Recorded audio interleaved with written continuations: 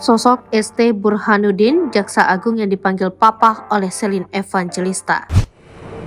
Heboh di X, kabar Selin Evangelista diduga memiliki hubungan khusus dengan Jaksa Agung hingga terseret kasus korupsi PT Antam. Akun X Mazini_GSP mengungkapkan peran Selin Evangelista yang diduga terseret kasus korupsi hingga memiliki panggilan khusus kepada Jaksa Agung.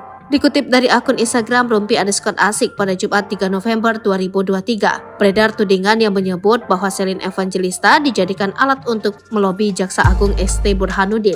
Bahkan Selin Evangelista disebut-sebut memanggil ST Burhanuddin dengan panggilan Papa.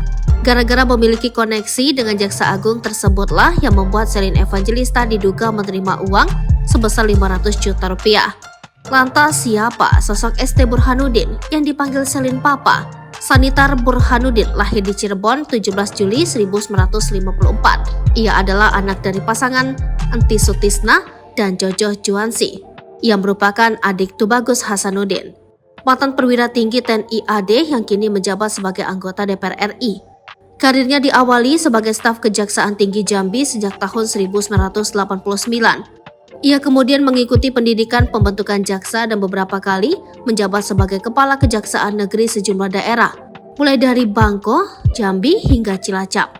Pada tahun 2007, ia menjabat sebagai Direktur Eksekusi dan Eksaminasi Kejaksaan Agung yang kemudian berlanjut sebagai Kejaksaan Tinggi Kejati Maluku Utara pada tahun 2008 sampai 2009.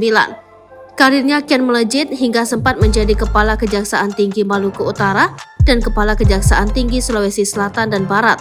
Saat memegang jabatan ini, Burhanuddin cukup fokus dalam menangani kasus korupsi. Ia mengatakan korupsi seperti kentut, ada baunya tapi tidak ada bentuknya. Maka dari itu tugasnya di kejaksaan adalah untuk membuktikan bentuk korupsi. Hal tersebut diungkapkannya pada November 2010 lalu.